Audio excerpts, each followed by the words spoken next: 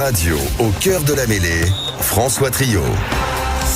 Au cœur de la mêlée, émission spéciale phase finale. Perpignan reste en top 14, retour sur cet Access Match remporté face à Provence Rugby. Le Racing en demi face à Toulouse, une qualification et forcément des questions au sujet des Racingmen et de leur fraîcheur, et aussi des Palois qui ont calé à domicile le Stade Français ou La Rochelle qui va l'emporter pour rejoindre Montpellier en demi. Coup d'envoi 21h05, on lui verra bien sûr sur Sud Radio. On est parti pour une heure d'émission avec Jean-Baptiste Elissal et toute l'équipe Sud Radio. C'est parti. Sud Radio, au cœur de la mêlée. Au cœur de la mêlée, bonsoir Quentin, bonsoir Alexandre. Salut. Et bonsoir Jean-Baptiste Elissal. Bonsoir à tous. Bonsoir monsieur. Salut Jean-Baptiste. Ouais, on va tout de suite, avant bien sûr de réagir sur la qualification donc de Perpignan, victorieux de Provence Rugby 47-24, rejoindre nos envoyés spéciaux Mathias Merlot et Daniel Herrero. Mathias, on va dire que la logique est respectée. Il y a eu des fulgurances provençales, mais quand même la puissance, la supériorité catalane a eu le dernier mot, et largement, 47-24. Exactement, à la demi-heure de jeu, quand Provence Rugby menait 10-0 avec Daniel, on a senti quand même Perpignan douter de plus en plus, mais il y a eu des hommes de manière individuelle qui les ont un peu menés vers la victoire, notamment Pescelia, Toro, Aquino, Viedo, Daniel, et finalement la logique était respectée, comme le disait François. Perpignan et son magnifique public resteront en top 14. Un bel événement ici à Aix-en-Provence, dans ce stade copieusement garni à l'évidence, totalement plein même, avec une cohorte catalane très conséquente, 3000 personnes, coloré, chaleureux évidemment, donc ambiance phase finale, rugby de convivialité, je dirais, de haut niveau. Nous sommes dans un bel événement. L'équipe de Provence, de Provence a fourni un début de match quasiment remarquable. Ils sont chez eux, ils sont en place, ils sont très rigoureux sur le plan défensif, ils sont très appliqués, ils ne commettent pas de fautes, ils occupent bien le terrain, ils sont très réalistes. Ils viennent 2 fois dans le camp catalan, dans les 25 premières minutes, ils marquent 2 essais, 10-0. Et on se dit, oula, ils sont bien dans le ton, ils sont bien dans le temps, ils sont bien dans les guibolles. Ça veut dire qu'ils semblent être en santé et en fraîcheur. Et donc le match s'annonce plus équilibré, ou même j'allais dire à haut risque pour les Catalans, qui dans ces 20 premières minutes nous font qu'une impression un peu bizarre entre le fébrile et le moyen. Fébrile, il manque des ballons, ils sont moyens en tout, ils sont pas très appliqués en mêlée fermée. La circulation de la balle est très approximative, des fautes bénignes, mais enfin ils gâtent un peu leur qualité, comme ça. Il va t'en voir que des variations diverses, un carton jaune, un deuxième carton jaune. Malolo, le carton orange de Malolo. Voilà, le carton jaune, le carton orange donne à Perpignan une petite allure suffisante, et à la sortie il marque 2 essais et il vire en tête à la mi-temps, mais enfin quasiment à l'équilibre, et on se dit rien n'est fait. Rien n'est fait. Les Provençaux, dans la rudesse, dans l'activité athlétique, je dirais, tu vois, parce que le tampon, le déplacement, les replacements collectifs, ils sont quand même dans le match.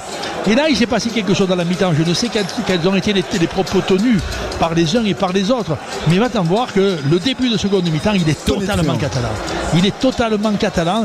Déjà, la performance de Yato et la performance d'Oviedo dans les 10 dernières minutes de la première mi-temps avaient un peu inversé la chose. Ces 2 avants-là avaient donné de la perforation, avaient impulsé ou proposé des déchirures dans la défense adverse, dans des enchaînements un peu plus rapides, des sorties de balles, une animation un peu plus élaborée, je dirais. Et la deuxième mi-temps, elle va être quasiment totalement c'est presque l'interception de Yato quand même. Alors là, elle fait le break. Bien sûr. Elle fait le break. Mais enfin, quand même, dès très vite, dans les 10 premières minutes de la seconde mi-temps, Perpignan prend le match en main, Perpignan est en place, Perpignan fait beaucoup moins de fautes, Perpignan dégage l'attitude du maestro. Tu vois, c'est le match, eux, ils souffrent, ils prennent rien de fait, ils vont prendre un essai au milieu de la seconde mi-temps, mais la construction, l'ensemble, la variation. Et puis encore une fois, ce concept qui est toujours très difficile à analyser, qui est la sérénité. Perpignan est en place, Perpignan grignote le score, Perpignan prend l'avantage et ils ne vont jamais le quitter. Et la seconde mi-temps ne sera pas un cavalier seul. Il y a une grande dignité dans la performance des Provençaux. Ils ont pris de date selon toi, Daniel? Pardon? Est-ce qu'ils ont pris de date pour l'avenir Provence Rugby? Ah, ça c'est sûr. Ils ont goûté à la finale la semaine dernière contre Vannes. Aujourd'hui, ils goûtent un match d'accès, c'est-à-dire là vraiment ils sont à 80 minutes j'allais dire, de leur ambition suprême qui est un jour de rejoindre l'élite du rugby français avec ce qu'on appelle le top 14. Ah non, là ils y ont goûté. Ah non, là, alors ils n'y sont pas tout à fait là aujourd'hui. La semaine dernière contre Vannes, on avait l'impression qu'ils auraient parfaitement pu être eux et que personne n'aurait rien dit. Aujourd'hui non, ils sont quand même encore un peu derrière. Ils sont un peu derrière à voir les paramètres indicateurs, à voir le talent des joueurs, à voir la qualité de leur jeu collectif, mais il leur manque quand même pas grand chose pour être vraiment des rivaux. Là ils sont en finale, enfin ils sont dans l'access match, et ils sortent très dignes. Les 2 derniers essais dans les 3 dernières minutes de Perpignan les accablent de fait au niveau du score. Ouais, c'est un peu lourd. Ouais, très lourd, les accablent au niveau du score. Par contre, on ne les accable pas sur le plan moral et sur leur espérance du futur. On va avoir avec nous Jérémy. 11 entrées dans les 22 mètres de Perpignan à Aix-en-Provence. 11 fois ils sont rentrés dans les 22 mètres d'Aix. C'est quand même significatif. Alors que dans les 20 premières minutes, ils étaient rentrés 0 fois. Et dans la seconde mi-temps, encore une fois, conforme, ils ont le match en main. Les uns baissent un peu, les autres croissent, grandissent, s'affirment.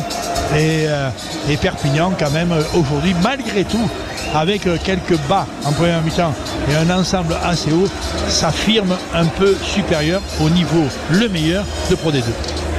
Ouais, on va justement s'attarder quand même sur le vaincu avec Provence Rugby et un de ses supporters, Jérémy, qui est avec nous en direct au 0826 300 300. Bonsoir Jérémy. Bonsoir Jérémy. Bonsoir l'équipe. Ciao les minots. Alors, quel est ton sentiment? Daniel parlait de dignité. J'ai trouvé ce mot assez joli parce que c'est vrai que Provence n'a pas démérité. J'imagine que le supporter que tu es doit être déçu, notamment par l'ampleur du score. Ouais, c'est vrai que le score reflète pas forcément la physionomie du match dans son ensemble. L'équipe de Provence a pu rivaliser avec Perpignan. Après, je suis d'accord avec l'analyse globale, c'est que bon, ça manque encore un peu de maturité pour ce niveau-là, peut-être pour le top 14, mais en tout cas, je suis fier de l'équipe parce qu'ils ont quand même réussi à regarder Perpignan dans les yeux, notamment cette entame de match où je pense qu'on a réussi un peu à les bouger, à les faire douter, eux qui devaient pas avoir l'habitude de faire des matchs à coup près comme ça, puisqu'ils ont quand même depuis 6 mois, ils préparent ce match, mais sans forcément l'intensité qui va avec, alors que nous on enchaînait un 4e match de éliminatoire, si je puis dire, donc on était dedans tout de suite. Après bon, la marche est encore un peu haute pour le groupe, quoi, je pense, encore cette saison. Ouais, Jérémy avec nous en direct au 0826 300 300. Peut-être question d'Alexandre Priam. Ouais, Jérémy, on a vu que cette équipe d'Aix était capable de marquer face à tout le monde. Elle l'a fait face à Vannes.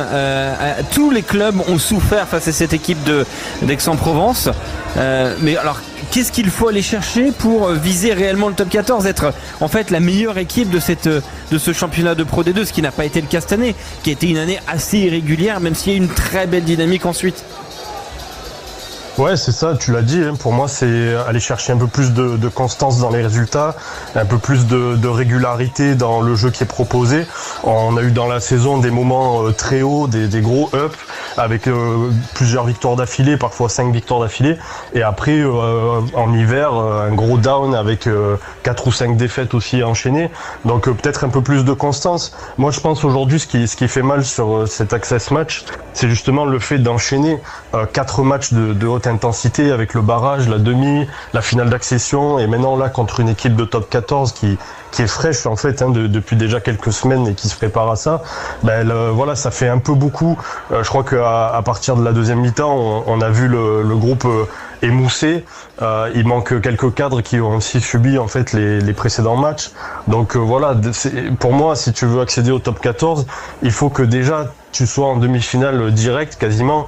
Montauban l'a prouvé l'année dernière que pas forcément, mais bon, c'était un peu l'exception qui confirme la règle. Je veux dire, quand tu as l'ambition de vraiment jouer en top 14, il faut que ta saison soit propre de bout en bout et comme Vannes cette année en fait qui a fait le boulot toute la saison, quoi. Ouais, bonne analyse de Jérémy. Petit détour par La Rochelle quand même avec Jean-Baptiste qui a regardé ça, j'imagine avec attention. Et j'imagine que les analyses et de Daniel, de Mathias et de Jérémy, tu approuves, Jean-Baptiste.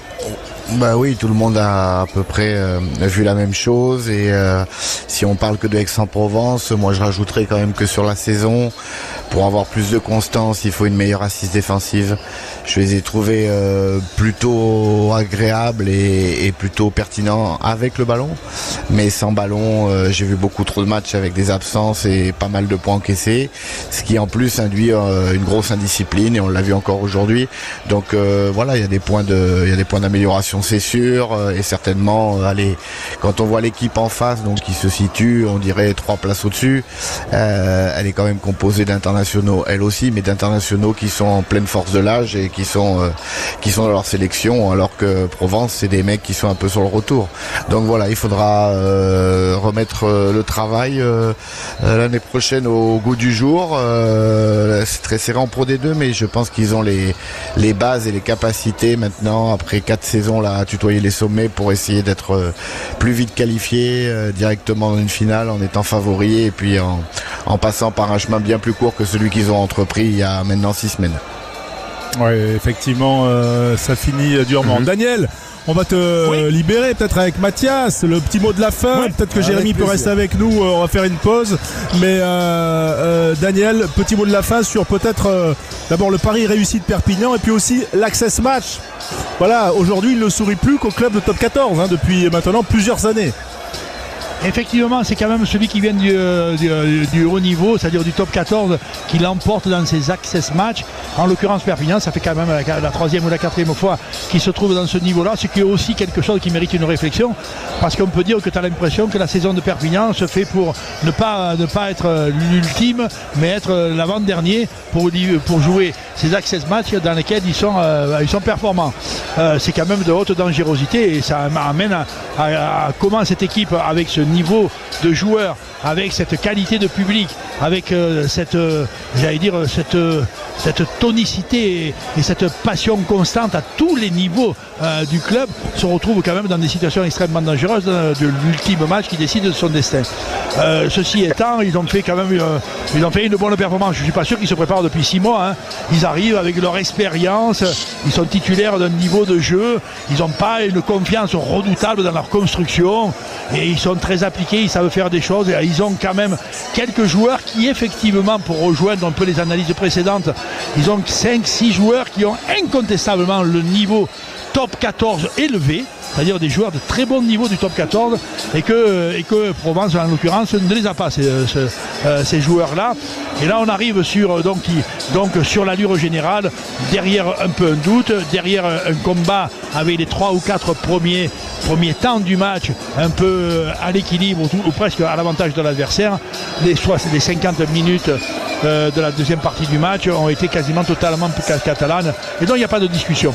Pour Provence Rugby, le sujet est différent. On ne sait pas trop analyser le pourquoi de leur faiblesse à la deuxième mi-temps. Pas trop.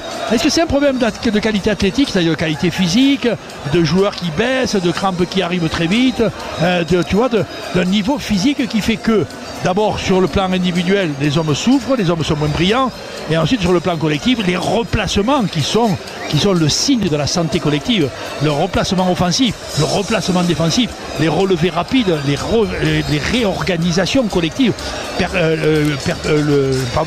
Les Provençaux vont prendre quand même 5 essais en seconde mi-temps, c'est assez considérable.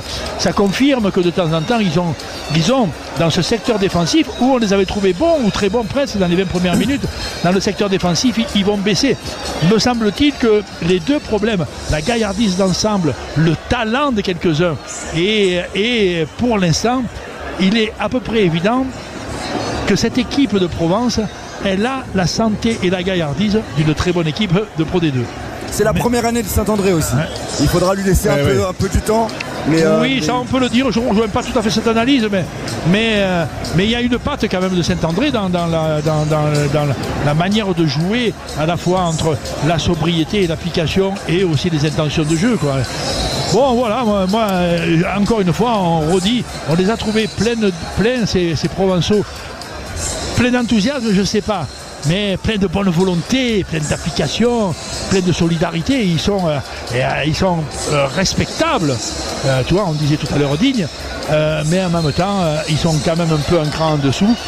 sur les secteurs collectifs dessus, la grande défense pendant 80 minutes, la potentialité d'être jusqu'à la dernière minute dangereux sur le plan offensif, et sur le secteur de la santé ou de la gaillardise, il en manque sans doute encore 3 ou 4 joueurs de haut niveau qui font passer une équipe remarquable en Pro D2 vers une équipe acceptable ou prétendante au top 14. Voilà, c'était plutôt une belle soirée de rugby et c'était honnêtement un bel événement rugbystique. Voilà, et comment on dirait le mot de au revoir en provençal, Daniel? Allez, adieu, compagnero. Alors ça, c'est un peu entre le provençal, un vieil occitan et une touche d'espagnol. Alors ici, on dirait adieu les pitchounettes ou adieu les minots. Allez, merci Daniel. Très vite et la semaine prochaine pour les demi-finales depuis Marseille. Merci à Mathias Merlot bien sûr. On se retrouve dans un instant sur Sud Radio avec toute l'équipe bien sûr, avec Jérémy qui reste avec nous au 0826 300 300 et puis on va se projeter sur ce barrage. On est en direct ici du stade Jean-Bouin à Paris, ce barrage entre le Stade Français et La Rochelle. Restez avec nous sur Sud Radio, la radio du rugby. Au cœur de la mêlée, émission spéciale depuis le stade Jean-Bouin à Paris, émission spéciale phase finale et donc cet Access Match Perpignan qui reste en top 14. Voilà, Provence Rugby sur sa pelouse a été battu 47 à 24, 7 essais à 4 en faveur des Catalans. On a vu un beau match de rugby qu'on a vécu bien sûr sur Sud Radio, la radio du rugby. On est très heureux de partager ça avec vous, avec toute l'équipe, Alexandre Priem, Quentin Cabanis et Jérémy, supporter de Provence. Jérémy, on était avec toi. Et puis j'allais oublier Jean-Baptiste. Une belle année pour Jérémy, supporter de Toulon et de Provence. C'est oui, c'est sûr, c'est compliqué. Il manquerait plus qu'il soit pour l'OM aussi. Et vraiment, c'est un joli trio, quoi. Bingo. Mais ce que disait Jérémy est quand même intéressant sur l'enchaînement un peu des 4 cols hors catégorie là, avec les matchs qui se sont enchaînés. Ça veut dire que la formule, selon toi, n'est plus adaptée aujourd'hui entre on va dire un 13e de top 14 équipé et un finaliste de Pro D2 harassé. Non, pour moi le format est bon quand même. C'est toujours intéressant de voir ce type de match. Ça sent bon l'été, la fin de saison. Après, il y a une différence de budget. Il y a plein de paramètres qui font qu'aujourd'hui il y a quand même un gap entre la Pro D2 et le top 14 à mon sens. Après, là pour avoir vu quelques matchs à Provence là en étant rentré en mai, il y a quand même une construction autour du club qui fait que je suis sûr que dans 2-3 saisons, on sera prêt pour aller plus haut. Mais il faut pas griller les étapes.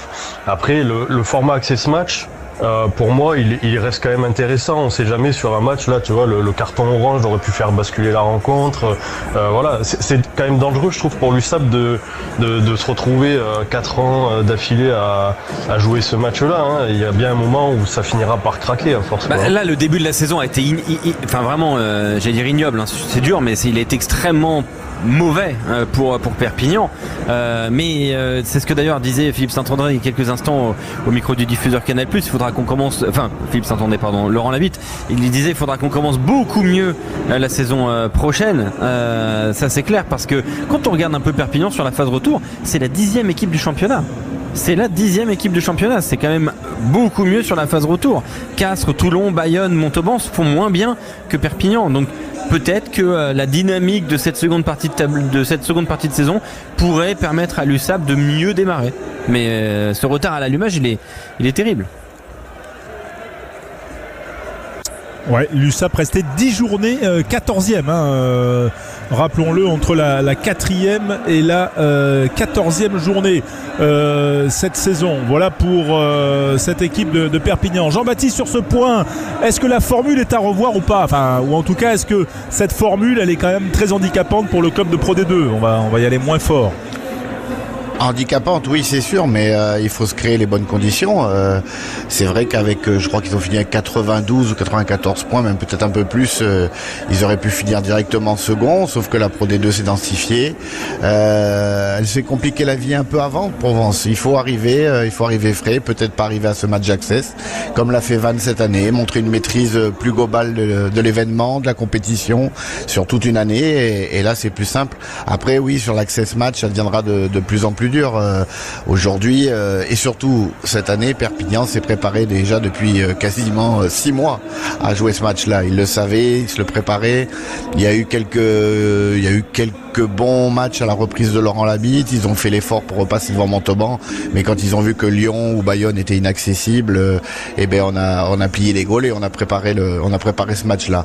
Donc c'est vrai que c'est un peu compliqué, mais attention à Perpignan. 4 années dans un match comme ça, sur les 5 dernières, ça veut quand même dire quelque chose. Il va falloir vite et reprendre sur des bonnes bases et pas refaire encore des saisons comme ça une ou deux fois parce que ça ne passera plus. Oui, Perpignan, effectivement, on vous le rappelle si vous nous rejoignez, on a beaucoup parlé de Provence, mais Perpignan donc se maintient en top 14, 47-24, 7 essais à 4 à Provence tout à l'heure. On l'a vécu sur Sud Radio. Est-ce que le recrutement, Alexandre, de Perpignan pour la saison prochaine, peut-être va les prémunir d'un access match encore, où ils vont encore flirter, jouer avec le feu? Ah bah c'est pas évident hein, mais quand on regarde un petit peu, alors le recrutement n'est pas encore terminé, voilà, mais on peut déjà vous donner ces noms-là. Sedat Gomez en provenance de Lyon, pilier de 32 ans, de l'expérience. Enzo Forletta retour, il a fait une super saison, Enzo Forletta à Montpellier. Il va apporter beaucoup à l'USAP. Il y a l'arrivée de Marco Riccioni quand même, l'international italien qui arrive des Saracens. José Madeira, l'international portugais qui arrive de Grenoble. Lachlan Swinton de Bordeaux, le joueur de 29 ans, bon joueur. Luc McGrath qui est le demi de mêlée du Leinster qui arrive aussi. Maïlon Rabu qui était très bon à Toulon, qui a fait un passage à Oyonnax très satisfaisant et qui arrive aussi au poste de 3/4 centre. Il sera accompagné d'ailleurs à ce poste de centre de Brendan Enor, qui est quand même un All Black, qui arrive des Crusaders en Super Rugby. Et un autre joueur des Crusaders arrive, c'est Sevu Rhys, tout simplement le meilleur marqueur de l'histoire du Super Rugby, qui débarque donc du côté de l'USAP. Donc recrutement intéressant. Il y a des joueurs à risque évidemment, mais moi je trouve que c'est un recrutement intéressant qui n'est pas encore terminé. Et on peut aussi, justement, on va poser la question à Bruno Roland, qui est le directeur général de l'USAP, qui arrive en direct sur notre antenne. François. Bonsoir. Bonsoir Bruno. J'imagine qu'il y a de la joie, du soulagement quand on est directeur général de ce club magnifique de l'USAP. Il y a surtout la joie ce soir. Surtout du soulagement, de la joie aussi, mais beaucoup de soulagement parce que c'est le 4e match, access match qu'on vit, et je vous cache pas que c'est un match très très particulier à vivre. C'est vraiment du soulagement, le premier sentiment. Ouais, c'est une journée qui est plus longue que les autres quand arrive ce moment, même si vous y prépariez depuis de longs mois. Ouais, c'est une saison qui est longue, une journée qui est longue et une saison qui est longue parce qu'effectivement on savait depuis plusieurs mois, c'était la première fois qu'on se trouvait un peu dans cette situation-là, à jouer des matchs de préparation. On avait la date et l'heure, mais on n'avait pas encore l'adversaire jusqu'à la semaine dernière. Donc oui, ça a été un processus assez long, mais les joueurs ont su gérer la pression, le staff aussi, et répondre au présent pour gagner ce match. Comment faire pour éviter de se retrouver dans cette situation? Il y a le recrutement, on l'a évoqué avant de vous avoir au téléphone, et on vous remercie d'être avec nous sur Sud Radio. Mais comment faire pour éviter, je sais pas, est-ce que de ça vous avez eu le temps de parler, notamment avec Laurent Labitte, sur toute l'organisation pour que le club évite de vivre une telle journée? Écoutez, si vous avez une recette magique, donnez-moi-la, mais la seule recette qu'on a, c'est de travailler, de continuer à travailler, de continuer à structurer, à renforcer l'équipe, comme vous l'avez dit juste avant, à renforcer le staff, à se donner des moyens sportifs et économiques pour continuer à progresser. On sait que c'est un championnat qui est très dur. On a complètement raté notre début de saison. Hein. Vous savez, 10 défaites, ça nous a plombé longtemps. Donc il faudra mieux démarrer, ça c'est certain. Et après chaque saison, c'est une nouvelle histoire. On le voit pour nous, mais on le voit pour nos concurrents aussi, et tous les concurrents. Parce que rien n'est écrit pour aucun club. Donc on va repartir de l'avant, plein d'envie, avec de l'humilité, parce qu'on sait d'où on vient, mais avec l'envie de mieux figurer l'année prochaine. Tiens, Jean-Baptiste Elissal, peut-être avec Bruno Roland, directeur général de l'USAP, peut-être que tu as un échange, Jean-Baptiste, à avoir avec Bruno. Non, il a très bien dit. Je pense qu'il y a 2 facteurs essentiels. D'abord, le premier, c'est le très court terme, c'est-à-dire un recrutement très bien ciblé, très bien choisi.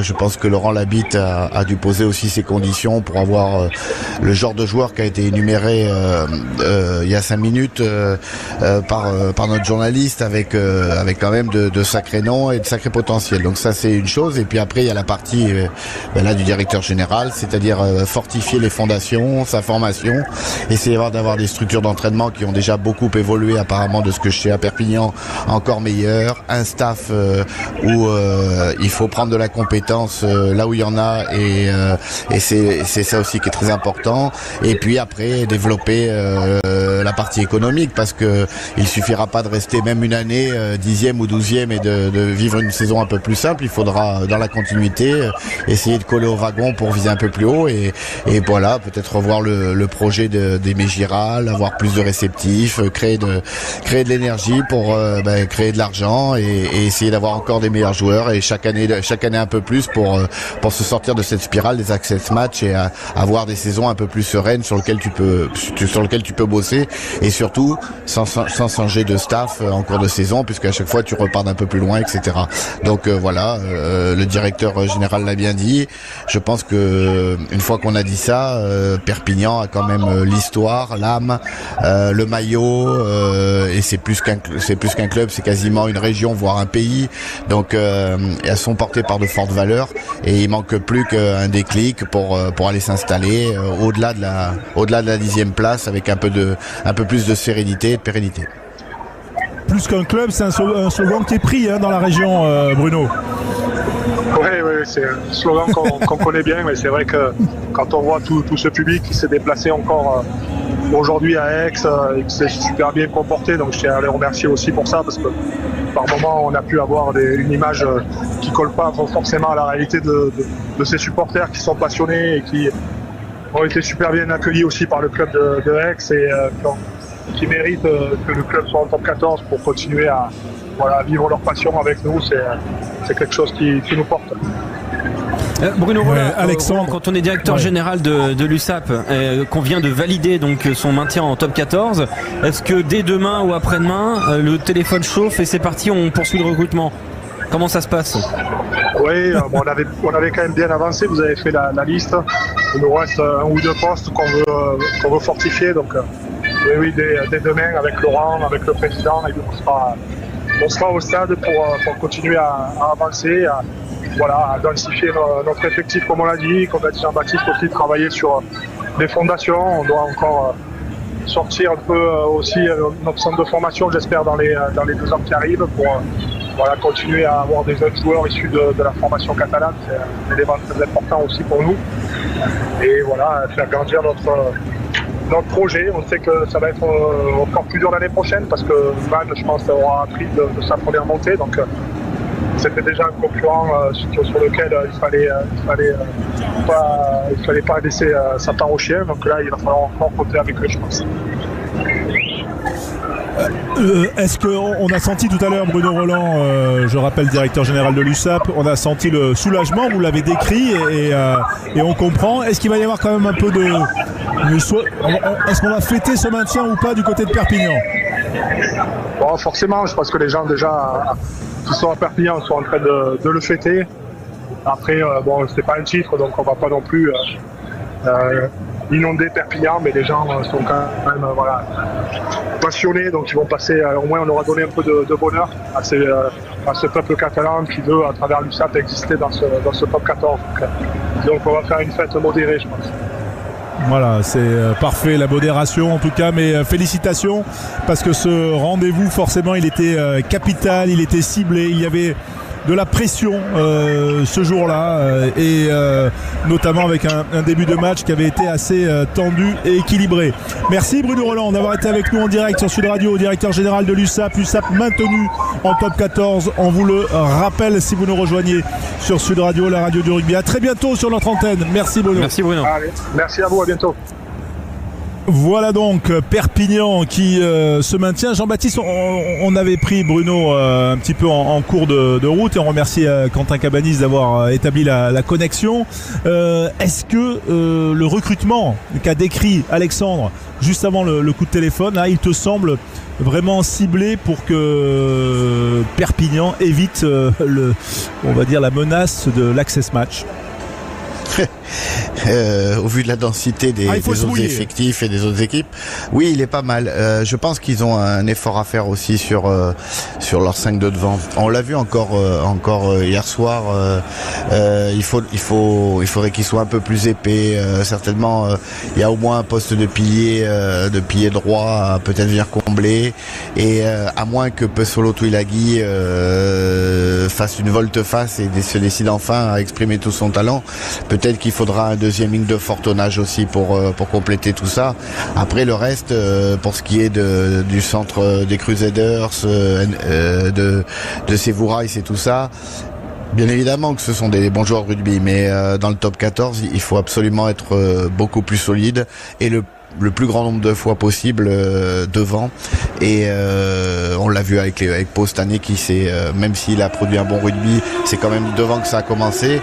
Et je pense que l'USAP doit travailler là-dessus. Mais Laurent Labitte en est convaincu. Je sais que j'ai eu une petite discussion avec lui. Il sait très bien que son paquet d'avant doit être beaucoup plus dense. Et à partir de ce moment-là, Sevourice et d'autres joueurs prendront leur aise et auront des espaces. Ouais, effectivement. Tiens, Jérémy, avant de te quitter, tu es toujours avec nous, on te remercie, supporter de Provence, mais donc du coup qui a un œil aussi sur les autres clubs. Toi, tu penses que ce Perpignan-là, renforcé avec les noms qu'on a dit, sera capable d'éviter la 13e place l'an prochain? Ouais, bah écoute, après des noms, ça n'a jamais fait une saison en général, mais c'est surtout là c'est le supporter toulonnais qui parle là. Non, même pas, j'essaie d'être objectif, tu vois, mais ouais, parce que je suis inquiet pour la saison prochaine quand même, je vais pas le cacher, mais bon. À Toulon, c'est ça. Oui, inquiet pour le RCT. Ah oui, il est très inquiet. Mais non, tu vois, je veux dire, quelque part, t'as Vannes qui monte avec un projet qui commence à être vraiment cohérent. Ils sont enrichis d'une expérience en top 14 il y a 2 ans qui avait été quand même plutôt réussie pour une première. Donc vraiment le duel peut-être pour le maintien va être très très intéressant l'année prochaine. Le recrutement de Vannes, enfin en tout cas le groupe de Vannes est moins clinquant sur le papier, mais il y a quand même une cohésion, une cohérence dans le groupe, dans le club, dans tout ce qui est fait depuis plusieurs saisons maintenant, notamment par Jean-Noël Spitzer, qui voilà, j'ai vraiment très très hâte de voir la saison prochaine. Bon après, malgré tout, félicitations quand même à l'USAP pour le maintien et on leur souhaite une bonne saison l'année prochaine quand même. Tiens, puisque on va te libérer, mais quand même ton regard sur le match de ce soir là. On est à Jean-Bouin, à Paris. Ah, il est pour La Rochelle, Jérémy. Affronte La Rochelle. Bon, voilà, mais comment tu le vois, Jérémy? Ça va être un beau match là. Il y a 2 équipes qui sont sur une bonne dynamique. Un léger avantage, on va dire, sur l'affrontement en face à face pour La Rochelle, puisqu'il me semble qu'ils ont gagné la dernière confrontation là, il y a quelques jours, là, quelques semaines. Il y a une semaine. Et ouais, voilà, il y a une semaine. Après, le Stade Français à domicile, c'est solide. Ça bronche pas beaucoup, mais ça fait une grosse saison. Donc très très hâte de ce match. À mon avis, on va voir du beau spectacle. Et puis voilà, un petit dernier mot, comme dirait Philippe Saint-André. Merci les gars pour cette saison et puis on se revoit en D2 l'année prochaine avec Provence Rugby quoi. On est d'accord. François le tient aussi hein. Attends, c'est François ou c'est Jean-Baptiste qui a fait ça? Alors, moi je l'ai très très bien parce que j'ai vécu avec lui, mais je ne le ferai pas par respect pour mon coach. Mais pourquoi Jean-Baptiste? Allez. Mais pourquoi tu le fais pas, Jean-Baptiste? Pourquoi il plaque pas les mecs, mon Jean-Baptiste? Putain. On en a 3 là autour du plateau, je sais plus où il y en a aucun qui est vrai, c'est terrible. Moi je dirais rien, c'est mon coach, je peux pas le faire. Bon, ok. En tout cas, merci Jérémy d'avoir été avec nous sur Sud Radio. Merci l'équipe. Voilà. Et puis toujours bienvenue sur l'antenne de Sud Radio pour parler de rugby, parce que c'est vrai que c'est une émission spéciale. On est depuis le stade Jean-Bouin à Paris avec Jean-Baptiste Elissalde, avec Alexandre Priem, Quentin Cabanis, et donc ces barrages de top 14 dans 20 minutes. Il va y avoir le coup d'envoi de ce match entre le 3e, le Stade Français de la saison régulière, et La Rochelle 6e. Voilà, alors Jean-Baptiste, c'est vrai que là pour ce débat on te sent pas complètement objectif, mais comment tu vois ce match ? Si, j'ai essayé de l'être tout le temps, hein. C'est pas parce que c'était La Rochelle et bon club que je les ai vus qualifiés. J'ai vu leur changement, leur métamorphose à la perte de leur gros porteur, à savoir Antonio, les blessures répétées de Skelton et d'autres blessures. Mais t'exagères pas un peu sur le mot métamorphose ? Non, mais pardon, je te coupe. Non, ça n'a rien à voir rugbystiquement. Non, il y a Le Garec, La Rochelle. Oui, mais ça n'a rien à voir avec le La Rochelle qui défonçait tout le monde et qui était champion d'Europe. Il n'était que monothématique, c'est-à-dire taper dans le ballon, défendre haut, récupérer des ballons dans les rucks, avoir des pénalités, aller en pénal touche et défoncer les mecs comme ça. De temps en temps, il y avait quelques mouvements plutôt bien, mais le rugby était fait de force, de puissance, de ballons portés, de pénalités à jouer à la main, de mêlées reprises à 5 mètres de la ligne. Ils faisaient craquer les adversaires comme ça. Aujourd'hui, force est de constater qu'ils ont été obligés de changer leur fusil d'épaule, et moi je l'ai vu dans les entraînements, puisque je regarde de près mon fils qui est au milieu de tout ça, et j'ai bien vu que la méthodologie d'entraînement avait changé, que les joueurs qui étaient arrivés en plus, notamment derrière Le Garret, Niagili, vous en avez parlé, se prêtaient à ce rugby de mouvement-là. On a vu des balbutiements, ça a été compliqué, ils ont fait un peu machine arrière parce qu'ils sont recroquevillés à cause de toutes ces blessures, et là depuis 6-7 matchs, ça commence à prendre forme. Alors c'est pas encore parfait, mais au moins on sent que et les avants et les trois quarts jouent le même rugby, c'est-à-dire les avants utilisent toute la largeur du terrain, ne restent plus en zone au milieu à 8 avants statiques.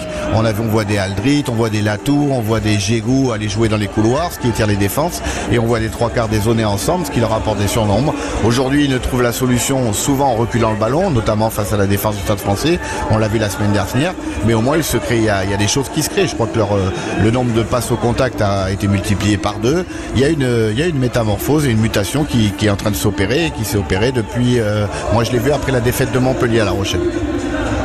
Et comme par hasard, derrière, t'as un Nolan Le Guérec qui met 10 essais en 10 matchs, quoi.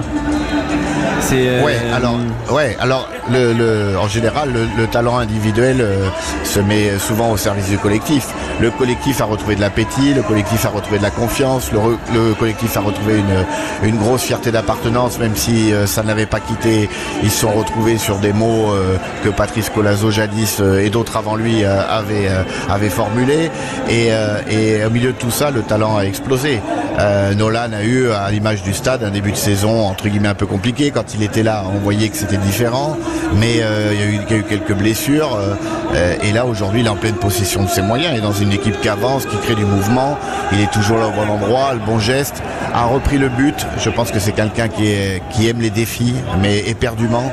Il a besoin de ça pour exister, pour être sur le terrain, ce chien de la casse, cette ronce qu'on voit en tant que bande mille-mêlée. Et le fait d'avoir repris le but aussi, et le leadership sur cette équipe, ça a fait le plus grand bien à La Rochelle et le plus grand bien à Nolan. C'était donnant-donnant. Ouais, Alexandre, toi tu es d'accord, parce que toi qui es quand même très objectif aussi sur La Rochelle, t'es d'accord avec cette métamorphose ? Oui, je suis d'accord avec cette métamorphose, effectivement. C'est quelque chose qui avait été déjà murmuré les années précédentes, enfin on va dire l'année précédente, mais là ça a été par la force des choses que cette métamorphose a dû se mettre en place, et elle a été, il a fallu quand même un petit peu de temps pour la digérer. Rémi Thalès. Bah tiens, on a d'ailleurs sur ce point-là, François, c'est très intéressant, on a une réaction de Rémi Thalès cette semaine en conférence de presse, qui parle justement du tournant de la saison et de cette métamorphose qui s'est enclenchée. Écoutez Rémi Thalès, le montage est signé Marius Louis-François, c'était cette semaine en conférence de presse. Je pense que le gros tournant de notre jeu, c'est la claque qu'on a pris à Toulouse en décembre. On avait pris une leçon de rugby, et voilà, on s'est remis en question, on a essayé de changer des choses, de tirer aussi des analyses du jeu toulousain, de ce qu'il propose, de ce que nous on pouvait mettre. Et après, je pense que quand t'as des joueurs comme Nolan et Nini qui sont avec nous derrière, et Oscar voilà, ce profil-là de joueurs, t'es obligé d'essayer de les mettre dans les meilleures dispositions et c'est ce qu'on essaie de faire. Et justement, sur ce point-là, mettre les talentueux dans les meilleures dispositions. Je me pose toujours la question, et c'est pour ça que j'aimerais bien alerter Jean-Baptiste là-dessus, sur le rapport entre chaos et confort, entre guillemets. Il y a des joueurs qui vont rester dans un cadre, qui ont besoin de cadre, et il y a des joueurs, j'imagine, Jean-Baptiste, qui ont parfois aussi besoin de sortir du cadre, de créer, de sortir un petit peu des choses, d'amener du chaos sur un terrain. Comment on compose une équipe, comment on compose un plan de jeu en ayant ces données-là? En fait, moi je voyais les choses un peu différentes. Le cadre pour moi c'est quelque chose où tu te retrouves dedans quand ça ne va pas. Mais quand ça va et que tu déroules ton rugby, ce n'est que de l'adaptation et de l'intelligence à la situation qui se propose à toi. Et ce, quel que soit le numéro que tu es dans le dos. Le jeu se ralentit ou il y a un accident de parcours, tu te retrouves dans un cadre. Tu as des relances de jeu, des endroits sur le terrain, etc. Mais si tout est réuni pour jouer au rugby, il n'y a pas forcément besoin de cadre. Juste, par contre, d'un discours commun, d'une analyse commune. C'est-à-dire qu'on sait où on va. En l'occurrence, La Rochelle, pendant un an, a tenté de changer son rugby. Mais les réactions des joueurs et leur activité sur le terrain étaient toujours la même. Les avants ne dézonnaient jamais. Et les trois quarts, il y en a 2 qui partaient, 2 qui restaient. 1 qui partait, 3 qui restaient. Ils ne savaient pas s'ils étaient chiens ou chats. Ça a duré à peu près une saison, la saison dernière. On sentait quelque chose, mais c'était pas abouti, c'était pas clair. Et ce qui s'est passé cette année, c'est qu'ils se sont recroquevillés. Alors là, ils sont venus, comme il y a des matchs qui perdaient, beaucoup de blessures, les entraînements ont été de plus faible intensité, et ils sont revenus à ce jeu lent de puissance. Sauf que le jeu lent de puissance, quand t'as pas tes gros porteurs, tu exploses complètement. En point d'orgue, le match à Toulouse, dépassé sur la vitesse, dépassé sur la puissance, dépassé sur le rugby. Et là, ils se sont posé les bonnes questions. Ils ont dit, on est moins costaud, on a une moins grosse conquête, on a des ballons portés un peu moins efficients, il va falloir qu'on déplace un peu plus le ballon, et pour déplacer le ballon, il faut bouger les hommes. Et là, les hommes ont compris, dans un référentiel commun, comment ils arrivaient à se déplacer sur le terrain, et on sent qu'il y a un peu plus de liant dans le jeu, c'est pas encore parfait, mais au moins on voit des séquences qui se tiennent. Maintenant, il faut rajouter à ça forcément que t'as les mecs qui sont revenus en confiance et qu'ils ont mis des essais au fond qu'ils ne mettaient pas il y a encore 4-5 mois. Mais tout ça est revenu dans l'ordre et sachant de là où ils viennent, c'est une équipe dangereuse parce que ils ont, entre guillemets, il l'a dit leur coach, ils ont bouffé leur merde pendant tant de moments que là ils ont envie de croquer dedans et je pense que la fatigue et tout le reste de la saison a été oublié et ils ont un mental à toute épreuve. Ouais, effectivement. Et d'ailleurs, sur ce point-là, Jean-Baptiste, sur l'adaptation, on a vu notamment le recrutement a été tourné aussi vers ça. Je veux dire, quand tu prends Niniashvili et tu parlais de cadre, et c'est très intéressant parce que Niniashvili a besoin de vivre. C'est un joueur aussi un peu particulier où tu dois lui laisser une marge. Alors quand tu es coach et que tu as un joueur comme ça, qu'est-ce que tu dis à David Niniashvili? Tu lui dis, écoute, tente tout ce que tu veux tenter. On va être là pour essayer de matcher tes idées, ou est-ce que quand même tu mets Léo là sur 2 ou 3 choses? Non, je pense pas. Je suis pas toujours aussi parti du principe que les joueurs qui ont du talent et qui ont des choses en plus, de différents par rapport aux joueurs lambda, il faut les laisser vivre. Mettre un cadre à Nolan Le Garec, je pense pas. Par contre, quand l'équipe ne va pas, quand l'équipe est en difficulté, quand il y a des temps faibles, Nolan connaît le cadre et sait s'y retrouver. Mais le reste du temps, lui ou Niniashvili, ils doivent être libres de tout et de chaque initiative. J'ai vu les gens râler la semaine dernière quand Nolan a joué une pénalité à la main et même son staff était... Et en fait, je me suis posé la question, je me dis c'est pas la faute de Nolan. Nolan, il a senti le coup, il en fait tellement marquer des essais que là, il a senti le coup. C'était plutôt à ceux qui étaient derrière lui de s'adapter à lui et de le suivre dans son initiative. Et en général, même quand l'initiative n'est pas forcément la meilleure, elle est suivie par les autres et elle devient bonne. Mais c'était ça qui manquait à La Rochelle. C'était que La Rochelle ne savait pas tout simplement si elle était chien ou chat. Elle a tellement surfé sur les résultats grâce à un paquet d'avance d'une puissance incroyable, une défense très haute, une occupation du terrain avec plus de 30 coups de pied par match terrible. Et ça a été le cas en point d'orgue avec les deux Coupes d'Europe. Que quand elle a perdu ou qu'elle a vieilli ses joueurs et qu'elle n'a pas su faire par X ou raison ce renouvellement dans les forces qu'elle avait, elle s'est sentie désemparée. Et là, il y a eu un process qui a été plus ou moins long. Mais Niashvili voulait dézonner. Niashvili, c'est dans son ADN de partir, de courir, de partir d'un point à l'image de Bielbiarré ou de Penaud. Sauf qu'il n'était pas suivi et pas accompagné. Il n'y avait jamais de surnombre dans le jeu Rochelet. Ils auraient pu jouer des heures. Aujourd'hui, on l'a vu la semaine dernière contre le Stade Français, ils se créent des surnombres sur la largeur du terrain avec des espaces. Ils peuvent jouer des duels, jouer debout. Et puis t'as des mecs comme Niashvili et Le Garec qui s'éclatent là-dedans. Voilà. Et sachant qu'ils peuvent tout à fait revenir au cadre quand ça va pas. On va aussi parler un peu du Stade Français quand même, hein messieurs les Rochelais là. Et quand même il y a un barrage avec 2 équipes ce soir. Non, je plaisante.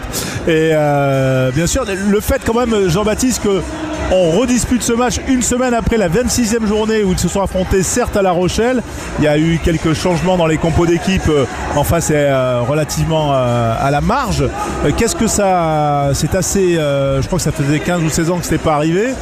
C'est assez rare. Qu'est-ce que ça peut changer d'un point de vue stratégique ?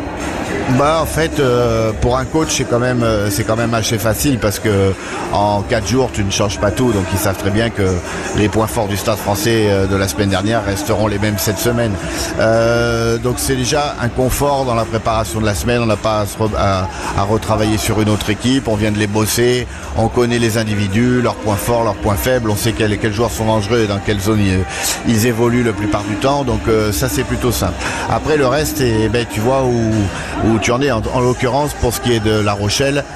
Si La Rochelle a la même conquête que la semaine dernière, c'est-à-dire qu'une touche balbutiante et une mêlée en difficulté, ça sera très très compliqué pour eux, à moins de faits de jeu incroyables, de pouvoir s'imposer à Paris. Et quant à Paris, elle a vu la semaine dernière qu'elle avait des faiblesses en défense sur le jeu de La Rochelle qui reculait beaucoup le ballon, et il y a peut-être un petit dosage à avoir, notamment de Ward et Marchand et de ses ailiers, à savoir à quel moment ils vont aller fermer très haut, à quel moment, quand La Rochelle recule le ballon, ils pourraient contrôler un peu plus. Il y a ça, et je dirais que la paire de centres du Stade Français ce soir aura un gros travail à faire. Quand ils lèveront la tête et qu'ils verront les joueurs de La Rochelle dézoner comme ils le font aujourd'hui et partir à l'autre bout du terrain, notamment les 3/4, je pense qu'ils devront soit les anticiper, soit les suivre, sinon ils vont avoir des problèmes sur les extérieurs. Et on notera que le Stade Français Paris ce soir, fait partie on de ces pression. clubs. Oui. Mais Marchand, c'est pareil. Parce que Et on notera que le Stade Français Paris, pour la petite stat, est un club qui n'a pas eu ne serait-ce qu'un seul carton orange ou un seul carton rouge de la saison. Donc il y a quand même aussi un aspect discipline qui est intéressant côté Paris, parce que c'est une équipe quand même qui est très féroce, qui aime beaucoup le contact et qui vient chercher défensivement l'attaque adverse sans se mettre gravement à la faute. Au contraire des Rochelais qui ont eu déjà 2 cartons rouges cette année. Le Stade Français, c'est une équipe, c'est monsieur propre. C'est-à-dire qu'elle est bonne en conquête, bonne en défense, elle attaque dans ses temps forts, pas plus qu'il n'en faut. Elle va pas se projeter dans un rugby tout terrain et hurrah comme peuvent le pratiquer d'autres équipes. Elle sait maîtriser son énergie. Elle a quand même un très bon jeu au pied d'occupation. Elle sait jouer au rythme de cette charnière qui, quand elle est à l'aise, car Barlow et Carbonel a quand même pas mal d'expérience. Ils arrivent à être très propres dans tout ce qu'ils font. Il n'y a jamais un excès de choses exceptionnelles, et il n'y a jamais de match où ils passent à travers. Et en découle, pareil, je pense dans leur process d'entraînement et les fameux KPIs, là, ce qu'on regarde à la sortie le lundi et ce qu'on montre à son équipe, je pense qu'ils ont fait un gros focus sur leur discipline. Mais cette discipline, encore une fois, elle vient parce que elle a peu de moments d'affolement, cette équipe du Stade Français cette année. Elle est très propre sur ses bases, et donc elle arrive à être très disciplinée aussi quand elle n'a pas le ballon. Ouais, justement, l'ambiance qui monte ici à Jean-Bouin, les Parisiens qui sont en train de rentrer au vestiaire, l'échauffement qui se termine, un stade qui est plein ici à Jean-Bouin ce soir, un dimanche soir parisien dans un beau soleil, super, une belle lumière, les Rochelais qui sont encore sur la pelouse, qui sont en cercle, ce sont eux peut-être aussi les outsiders de ce championnat, qualifiés lors de l'ultime journée sur la ligne, là, en cassant limite la photo finish. Enfin bon, je ne vais pas revenir sur mais bon, vous m'avez compris. Et Et donc les Rochelais qui sont groupés, voilà, ils peuvent le faire selon toi, Jean-Bas. Et tu sais, c'est quoi ton prono? Ça dépendra. C'est bête à dire, mais je crois que c'est le Stade Français surtout qui a les clés de son rugby. Et c'est malaisant. On l'a vu hier soir. Hein, recevoir un barrage, je sais pas où est la pression. Et en l'occurrence, que ce soit le Racing ou la Rochelle, ils arrivent pas tellement loin, mais pour la Rochelle un peu plus que le Racing, mais ils étaient pas chez les bookmakers en tant que de favoris pour se qualifier. Et quand t'as plus rien à perdre et que t'es en confiance, t'es très dangereux. Et ça, le Stade Français le sait très bien. Si le Stade Français reproduit ce qu'elle a fait cette année en étant très très forte sur les basiques, je pense qu'il passe. Jean-Bas, je te coupe. Moment assez incroyable.